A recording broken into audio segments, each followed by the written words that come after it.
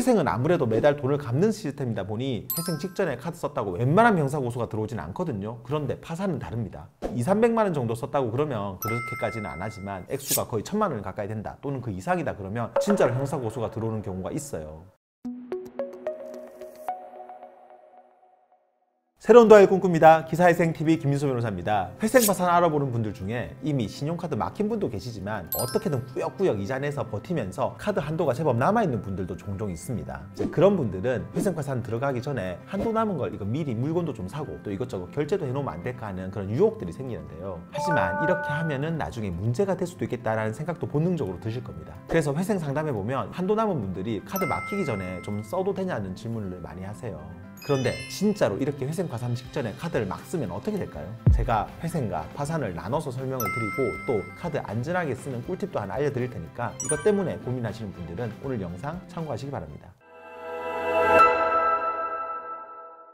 먼저 개인회생 신청하는 분들의 경우부터 말씀을 드릴게요. 의외로 회생하려는 분들 중에는 이 카드 한도 남아있는 분들이 많아요. 왜냐면 회생을 신청한다는 것 자체가 소득이 있다는 거고 소득이 있는 분들 중에는 어떻게든 연체나 압류 막으려고 빚 갖고 계신 분들이 많거든요. 그런데 이렇게 한도 남아있다고 회생 들어가기 직전에 카드를 왕창 쓰면 어떻게 되느냐? 설사 그렇게 한다 해도 이거 자체로 회생이 바로 기각되거나 하진 않습니다. 대신 내가 직전에 쓴 카드 액수만큼이 청산가치에 반영될 수가 있어요. 이런 게 있으면 카드사에서 이의 신청을 하거나 그게 없더라도 회생위원이 이건 일종의 세금 대출로 봐서 어디에 썼는지를 다 물어봅니다. 그런데 카드로 냉장고, 세탁기 같은 가전제품을 샀다든지 임플란트나 자녀 학원비로 큰 돈을 한 번에 결제했다 그러면은 그 부분만큼을 청산가치에 반영을 하라고 합니다. 그렇게 되면 내 변제금이 바로 올라가게 되느냐? 꼭 그렇지는 않아요. 청산가치에 반영하라는 게 어떤 의미냐면요. 예를 들어서 내 재산이 자동차 예금해가지고 3천만 원 정도 있는데 이렇게 문제되는 카드 사용 액수가 500만 원이다. 그러면 내 청산가치는 이 두 개를 합한 3,500만 원이 됩니다. 청산가치 보장의 원칙 때문에 내가 총 내는 변제금은 이 3,500보다는 더 많아야 돼요. 그런데 만약에 내가 소득 때문에 이미 한 달에 100만 원씩 해서 3년간 총 3,600만 원을 변제금으로 내는 회생 계획안을 짰다 그러면 이미 내가 내는 총 변제금이 이 청산가치 3,500보다 많기 때문에 이렇게 카드 사용으로 문제되는 부분이 청산가치에 반영이 되더라도 총 변제금에 영향을 주지 않습니다. 대신 소득이 적어서 총 변제금이 얼마 안 되는 분들은 이렇게 청산가치가 조금이라도 올라가게 되면 청산가치 보장의 원칙 때문에 변제금도 따라 올라갈 가능성이 높아집니다. 다음은 개인 파산의 경우인데요. 파산은 회생하고는 완전히 다릅니다. 파산 직전에 신용카드 왕창 쓴 거 그 자체가 면책 불허가 사유에 해당돼요. 채무자 회생법에 보면 파산 원인 사실을 속이거나 또는 감추고 한 신용거래 행위가 면책 불허가 사유로 되어 있어요. 그런데 이렇게 파산 신청 직전에 신용카드로 물건을 막 사거나 현금 서비스 받거나 하는 게 딱 이 케이스에 해당돼요. 그래서 파산 신청하라는 마음을 가졌다면 설사 한도가 남아있어도 신용카드는 쓰지 않는 게 원칙입니다. 이건 수입료 결제도 마찬가지예요. 그래서 저희 사무실은 파산한다는 분들한테는 수입료도 자기 카드로 결제 못하게 합니다. 파산할 때 드는 수입료 결제도 문제가 될 수 있는데 파산 직전에 비싼 물건을 산다든지 현금 서비스 받아서 지인 빚 갚는 데 쓰고 그러면 더더욱 안 되겠죠. 물론 파산에서도 이런 게 있다고 해서 바로 불허가를 시키진 않고 파산 관제인이 이 카드 사용 내역 중에 문제되는 부분만큼 환가를 하라고 합니다. 쉽게 말해서 문제되는 액수만큼 돈을 토해내서 채권자들한테 나눠주라는 거죠. 그렇게라도 해서 돈을 내면 그나마 재량 면책을 받을 수가 있으니까 다행인데 돈 마련할 형편이 못 돼서 전혀 환가를 못하면 실제로 면책 불허가를 받을 수가 있습니다. 여기에 더해서 파산 직전에 쓴 카드값 액수가 크면 카드사에서 형사 고발을 할 수도 있어요. 회생은 아무래도 매달 돈을 갚는 시스템이다 보니 회생 직전에 카드 썼다고 웬만한 형사고소가 들어오진 않거든요. 그런데 파산은 다릅니다. 200~300만 원 정도 썼다고 그러면 그렇게까지는 안 하지만 액수가 거의 1000만 원 가까이 된다 또는 그 이상이다 그러면 진짜로 형사고소가 들어오는 경우가 있어요. 그리고 만약에 이렇게 해서 실제로 유죄가 돼가지고 형사처벌 받았다 그러면 설사 나중에 면책을 받더라도 그 채권은 비면책 채권이 돼서 그 빚은 안 없어집니다. 그래서 파산에서는 신용카드 한도 남았다고 함부로 막 쓰면 안 돼요. 제가 회생 파산 신용카드 사용에 대해서 보수적으로 말씀을 드렸는데요. 당장 쓸 돈이 없어 힘든 것도 사실이지만 채무자분들께서 최대한 피해를 입지 않아야 되다 보니 제가 이렇게 설명을 드렸습니다. 하지만 실무상 회생, 심지어 파산을 신청하더라도 카드 막히기 전에 조금 써도 문제가 안 되는 부분도 있습니다. 제가 문제없이 카드 쓰는 꿀팁도 설명을 드릴게요. 예를 들면 카드 막히기 전에 평소처럼 버스나 지하철 교통비로 쓰거나 또는 마트에서 한 10만 원 내외로 장 보는 거 또는 식당에서 10,000원짜리 밥 먹는 거 그리고 병원 약국에서 치료비나 약값으로 몇만 원 정도 쓰는 거는 실무상 크게 문제가 안 됩니다. 서울 기준으로 보수적으로 잡아도 한 번 결제 20만 원 미만인 카드 사용은 그 내역을 안 물어보는 경우가 대부분이라 그 이하로 생활비 수준으로 쓴 거에 대해서는 청산가치에 반영하거나 또는 불허가 하려고 하진 않습니다. 그러니까 이 부분은 요령껏 판단하시라는 말씀도 같이 드립니다.